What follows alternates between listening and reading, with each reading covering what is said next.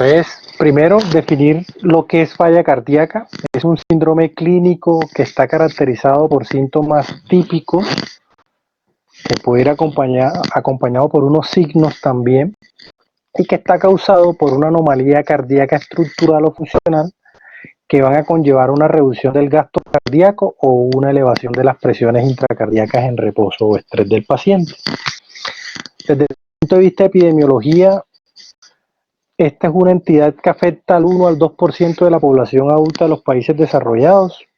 Se estimó en el 2010 que había aproximadamente 6.6 millones de pacientes adultos mayores de 18 años y se estima que para el 2030 esa cifra puede llegar a 9.6 millones de personas, con una incidencia de 10 casos por 1000 personas después de los 65 años, que es donde se ve uno de los picos más importantes.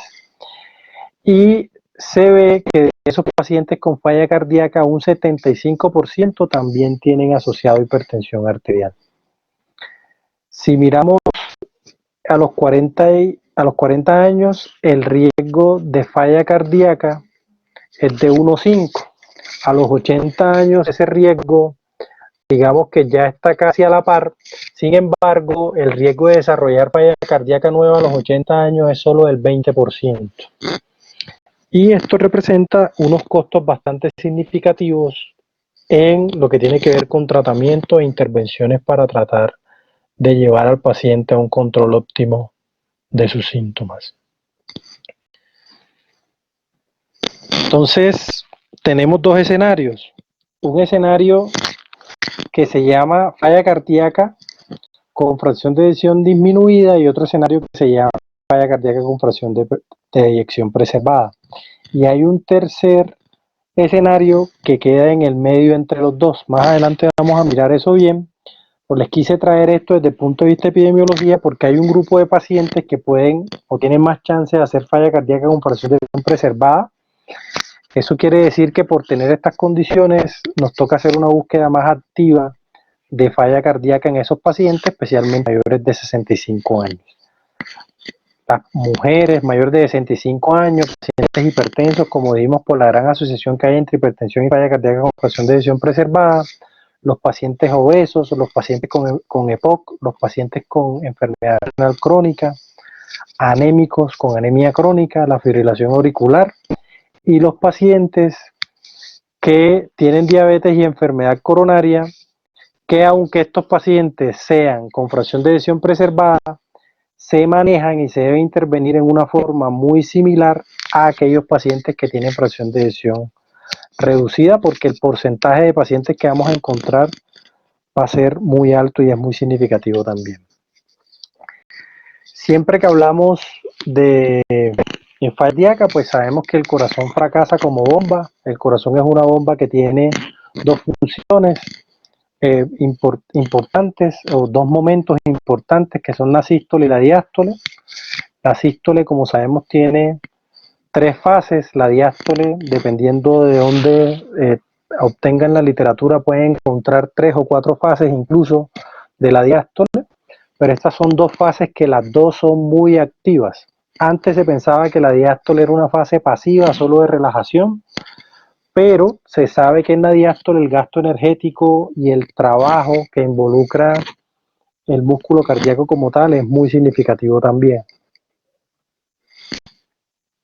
Nosotros tenemos que en la falla cardíaca hay una alteración de las presiones de llenado y de las presiones dentro de las cámaras cardíacas. Miren cómo son las presiones normales dentro de las cámaras. En la aurícula derecha solo de 8 milímetros, puede ser hasta 12 milímetros.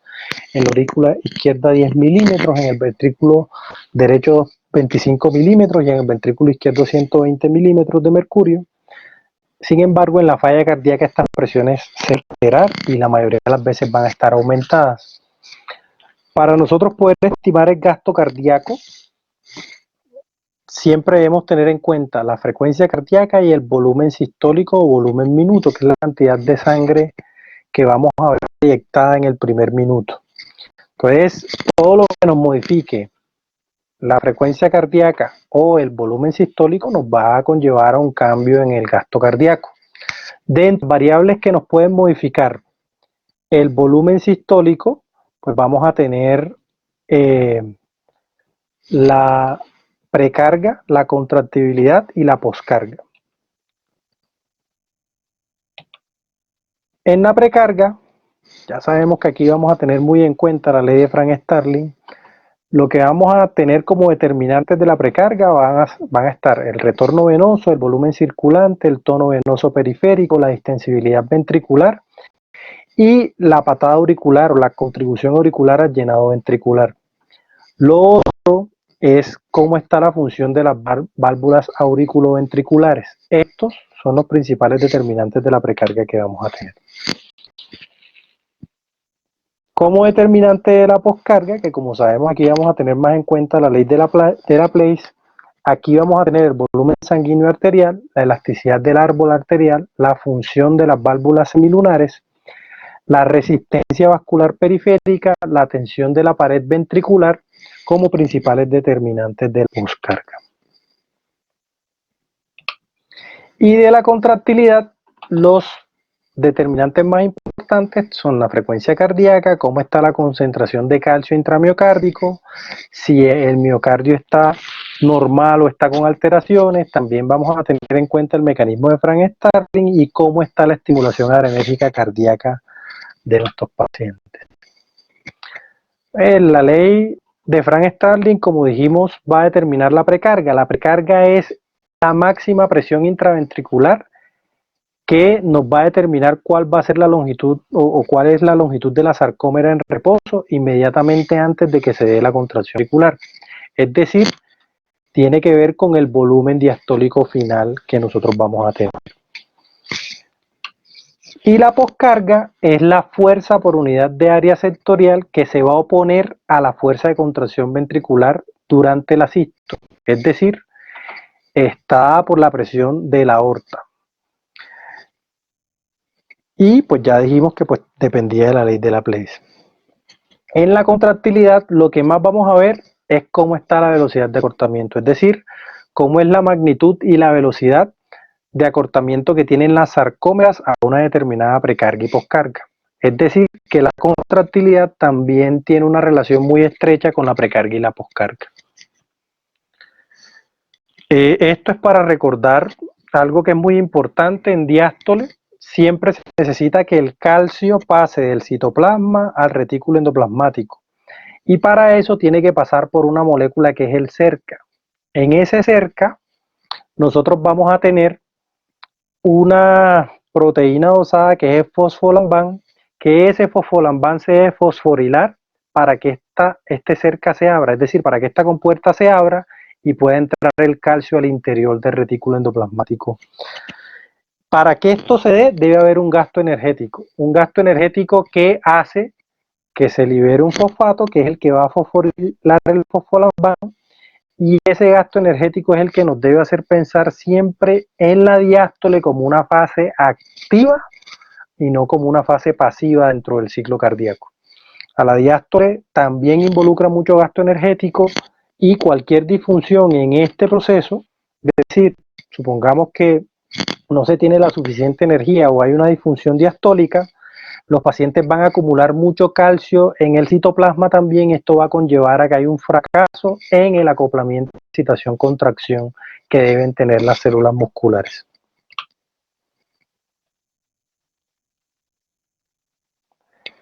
Entonces, nosotros podemos tener alteraciones en la contracción y alteraciones en la relajación.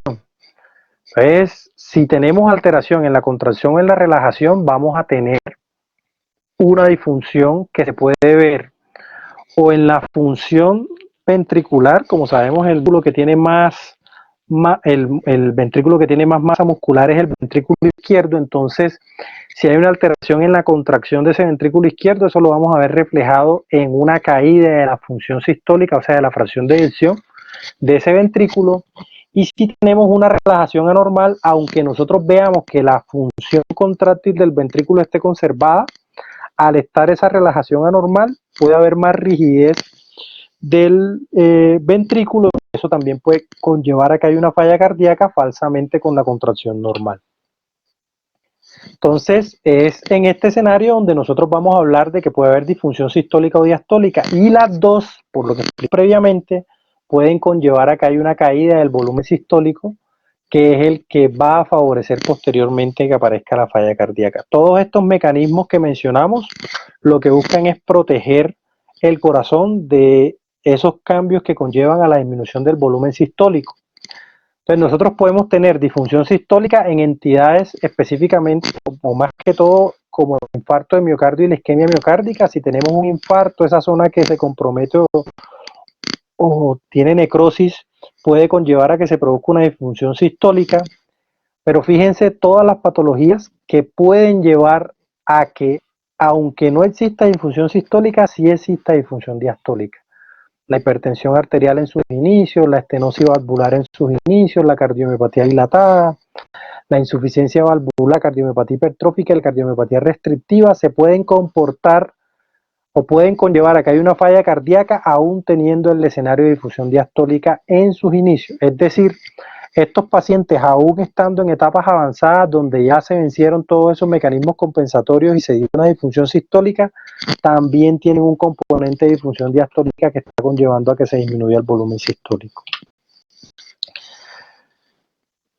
Entonces, las respuestas compensatorias iniciales que se tienen ante la caída del gasto cardíaco van a depender de la activación neurohormonal, y por eso en los pacientes con falla cardíaca debemos intentar colocar bloqueo neurohormonal cuando, digamos, se tiene la indicación o el escenario estricto de uso.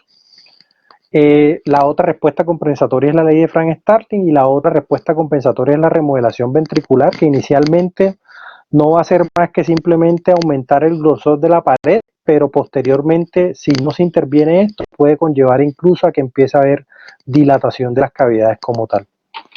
Pues dentro de la activación neurohormonal, los ejes más importantes pues son el del sistema renina-angiotensina-aldosterona, el de arginina-vasopresina, el de las endotelinas y el de los péptidos natriuréticos.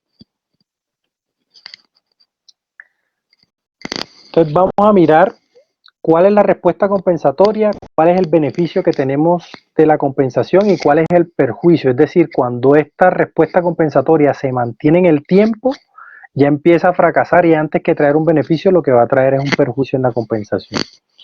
El incremento de la precarga lo que va a conllevar es a que existe una retención renal de agua y sodio. Esto va a hacer que se aumente el volumen sistólico por el mecanismo de Frank-Starling, pero cuando se mantiene, esto va a conllevar a que ocurra una congestión pulmonar y sistémica y un aumento de la demanda de oxígeno.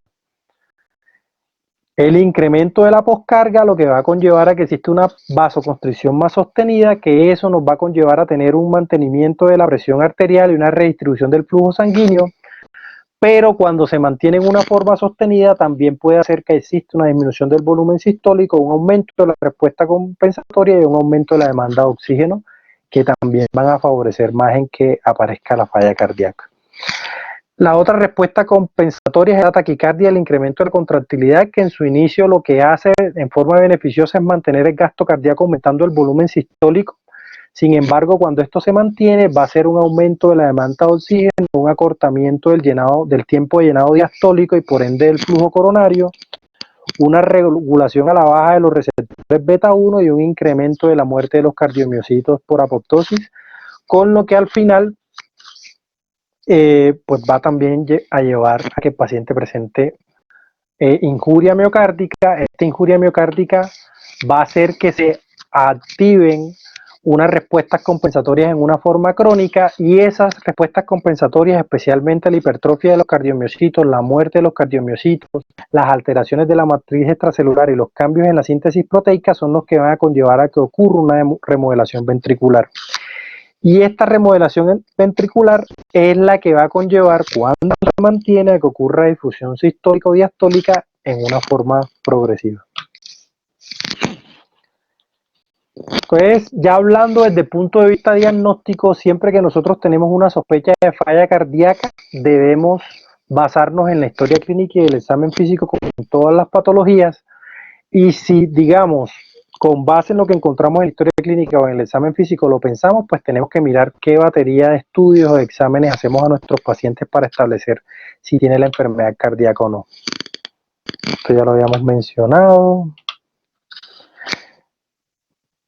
Esto ya lo habíamos mencionado. Bueno, entonces nosotros podemos clasificar la insuficiencia cardíaca desde el punto de vista anatómico, desde el punto de vista funcional y desde el punto de vista de su aparición clínica o el tiempo de evolución. Entonces, desde el punto de vista anatómico la podemos dividir en derecha o izquierda, desde el punto de vista funcional en sistólica o diastólica y desde el punto de vista clínico en aguda o crónica. Esas son las diferentes definiciones que tenemos de falla cardíaca. Dentro de los signos y síntomas, pues vamos a tener unos síntomas típicos y unos signos más específicos. Si esto está presente, alguno de estos está presente, debemos pensar en falla cardíaca, siempre. Y tenemos unos menos típicos y unos síntomas menos típicos y unos signos menos específicos. Estos pueden estar presentes, no se presentan con tanta frecuencia, pero siempre que están en un paciente con comorbilidades, con, digamos, algunos signos como tal, nosotros debemos pensar en la posibilidad de falla cardíaca.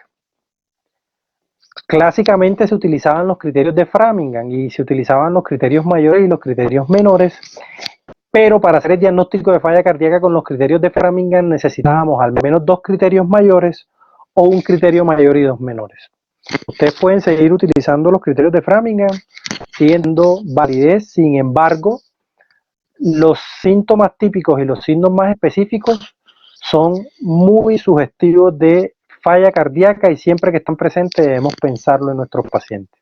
Entonces, estos síntomas típicos y los signos más específicos son los que siempre debemos buscar en la sospecha de falla cardíaca.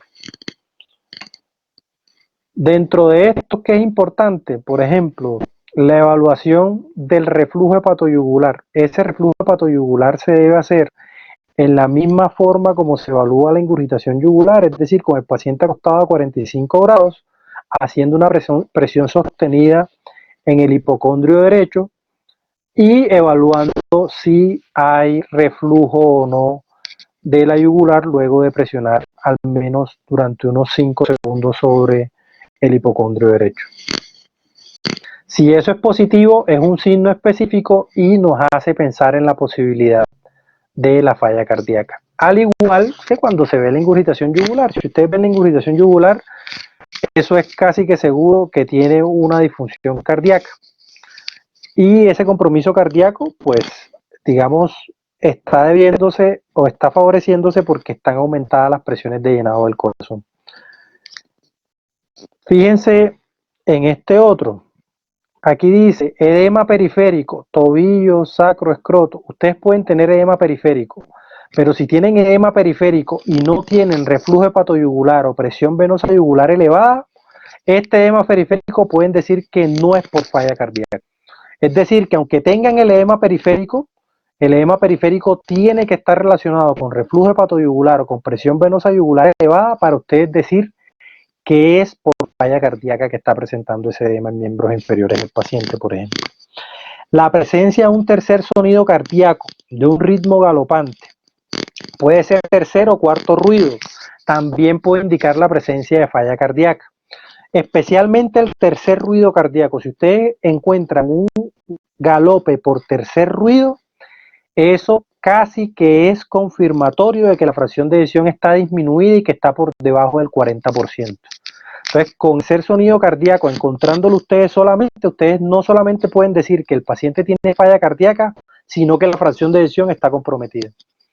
Entonces, esto es un punto importante también a tener en cuenta. Dentro de los síntomas menos específicos está la vendopnea. La vendopnea es la disnea que presentan los pacientes al amarrarse los zapatos o al ponerse en esta posición. Entonces, este es un dato que para hacerle seguimiento a los pacientes con falla cardíaca es muy útil, porque es uno de los primeros datos que el paciente con falla cardíaca les menciona antes de compensarse. El paciente con falla cardíaca que ustedes lo interrogan y les dice que al amarrarse los zapatos presenta disnea, ese es un paciente que muy probablemente está presentando principios de descompensación de la falla cardíaca en el que toca ser más estricto con las intervenciones. De hecho, si el paciente nunca ha tenido falla cardíaca y ustedes le preguntan y tiene vendopnea, tienen que tratar de, en lo posible, hacer búsqueda activa de falla cardíaca en ese paciente. ¿Cuál es el problema que tiene la bendomnea? Que si el paciente es obeso o el paciente tiene una enfermedad pulmonar, también puede hacer ese síntoma sin necesidad de tener falla cardíaca. Entonces, por eso está, cuando lo vemos en la tabla, está dentro de los síntomas menos típicos, pero es importante que aunque sea un síntoma menos típico, nos sirve para hacer seguimiento en el paciente que ya establecimos que tiene falla cardíaca. Este es un signo, este es un síntoma que tiene poco tiempo de estar descrito. Desde el 2014 se viene utilizando porque, digamos, es de los que se ha encontrado más relacionado con eso, con descompensaciones en los pacientes que tienen una falla cardíaca de base y se les hace seguimiento. Dentro del algoritmo diagnóstico de la falla cardíaca, nosotros tenemos dos escenarios, el escenario agudo y el escenario crónico. Siempre nosotros tenemos que evaluar la posibilidad de insuficiencia cardíaca en el escenario no agudo, es decir, en el escenario no súbito, no repentino, con las cosas que mencionamos, la historia clínica, la exploración física y también la realización de un electrocardiograma. Si la historia clínica es diciente, ya con eso es suficiente. Si la exploración física encuentran síntomas o signos, más que todo sísmicos de falla cardíaca, también tienen que pensar en la falla cardíaca como una posibilidad diagnóstica, y lo otro, si el electrocardiograma es anormal, también tiene que pensar en esa posibilidad. Este último, especialmente en aquellos pacientes que tengan síntomas o signos clínicos presentes. Con que el paciente tenga uno de esos tres, ya es suficiente para que ustedes puedan usar los péptidos natriuréticos como una herramienta para evaluar si el paciente tiene falla cardíaca. Siendo estricto, si el paciente tiene datos en la historia clínica o en la exploración física, incluso ustedes pueden obviar esto y pasarse directo al siguiente estudio de medición, que sería el ecocardiograma, para confirmar si tiene falla cardíaca y qué tipo de falla cardíaca tiene el paciente.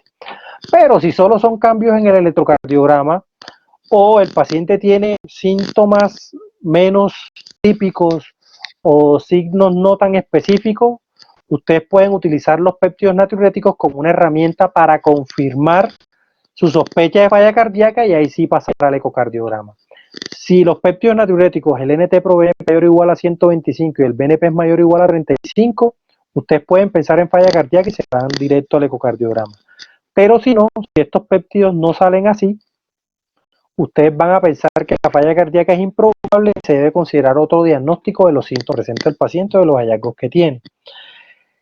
Cuando se realiza el ecocardiograma, si este ecocardiograma es normal, pues esto tumba el diagnóstico de falla cardíaca. Pero si el ecocardiograma presenta alteraciones o tiene datos que nos hacen pensar en disfunción diastólica o sistólica, pues debemos empezar a hacer la búsqueda activa de la etiología de la falla e iniciar el tratamiento más adecuado para el paciente. Fíjense que cuando el evento es agudo, por eso hacía la salvedad que este es de presentación no aguda, el valor de los péptidos natriuréticos cambia. Incluso cuando el paciente es mayor de 60 años, el valor de los péptidos natriuréticos, especialmente del NT-proBNP, cambia también. Entonces ya, digamos, van a haber puntos de cortes por la edad de acuerdo al paciente en el escenario agudo de falla cardíaca. Pero si es un paciente en el escenario crónico, estos valores de referencia son los más útiles para establecer el diagnóstico. Cuando hacemos el ecocardiograma podemos tener tres escenarios. Ya mencionamos dos, bueno, ya los habíamos mencionado antes. Fracción de eyección preservada, cuando la fracción de eyección ventricular izquierda es de 50% más. Y adicionalmente se encuentran los péptidos natriuréticos elevados con al menos un criterio como enfermedad estructural cardíaca relevante o disfunción diastólica. Esto nos hace pensar en fracción de eyección preservada y nos hace orientar el tratamiento hacia ese punto. Si el paciente tiene fracción de eyección entre 40 y 49% y los péptidos natriuréticos elevados, o una de estas dos cosas, enfermedad cardíaca estructural relevante o disfunción diastólica, lo colocamos o lo encasillamos dentro de fracción de eyección media o limítrofe. Falla cardíaca con fracción de eyección media o limítrofe. Y si la fracción de eyección está por debajo del 40% en un paciente con síntomas o signos, pues ya lo dejamos dentro del escenario de fracción de eyección reducida. Este es el escenario que más estudios tiene y que más intervenciones tiene. Los otros dos tienen muy pocas. Apenas empezaron los estudios desde el 2016 que se definió, porque la mayoría de los estudios clínicos utilizaban la fracción de eyección de menor de 40% como el punto de corte para incluir los pacientes con falla cardíaca. Entonces, o utilizaban la fracción de eyección por encima de 50, pero este grupo de pacientes se empezó a tomar más en serio a partir del 2016.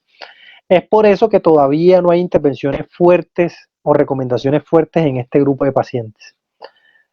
La mayoría de las intervenciones y los tratamientos que ustedes escuchen en falla cardíaca van a estar encaminados a fracción de eyección reducida. Y para fracción de eyección preservada hay algunas cosas, pero más que todo disminuyen hospitalización, no se relaciona tanto con reducción en mortalidad las intervenciones o los tratamientos que se hacen en este escenario. Entonces, si el ecocardiograma no es suficiente, no alcanzamos a tener una buena imagen o con la imagen que tenemos no nos da una buena orientación diagnóstica, lo que debemos hacer ahí es utilizar la resonancia magnética cardíaca como un estándar para mirar cuál es el compromiso miocárdico y qué intervenciones podemos hacer en ese paciente para ayudar a que la falla cardíaca se compense o se controle. El cateterismo cardíaco no se indica a todos los pacientes, solamente se recomienda en aquellos pacientes que tienen angina de pecho refractaria o que tienen arritmias ventriculares o que hacen paro cardíaco, o aquel paciente que tiene muchas características, por ejemplo, el electrocardiograma es muy diciente de enfermedad coronaria, o ya le hicieron una prueba de isquemia en la que se ve que hay isquemia como tal silente en el paciente, o aquellos pacientes que tienen una probabilidad pretest intermedia o alta de enfermedad arterial coronaria crónica.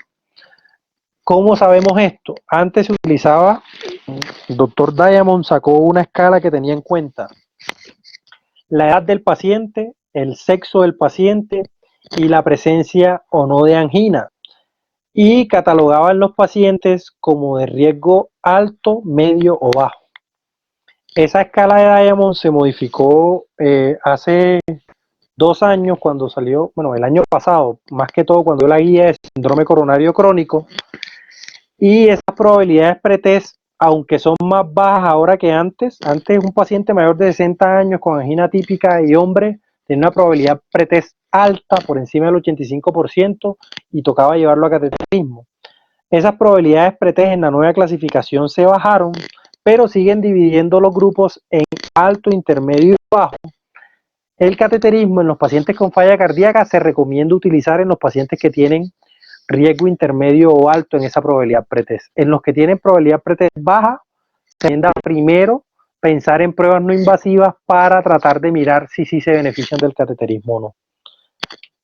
Especialmente, ¿por qué? Porque hay patologías como por ejemplo la amiloidosis cardíaca que en enfermedad en forma crónica pueden producir falla cardíaca, pero más con fracción de eyección preservada al inicio.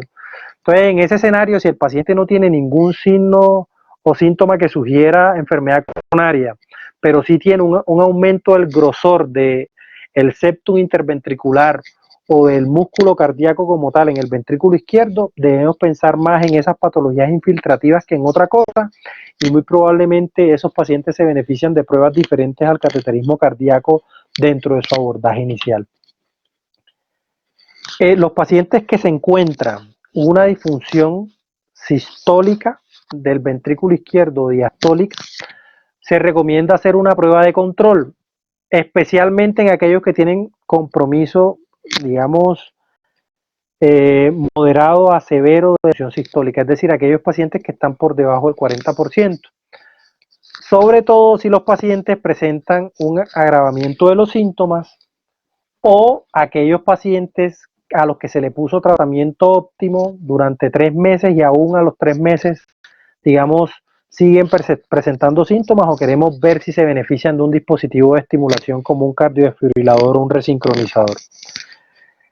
Y lo otro es hacer ese control también en los pacientes que tengan terapias que puedan dañar el miocardio, como son aquellos pacientes oncológicos que reciben antracíclicos especialmente.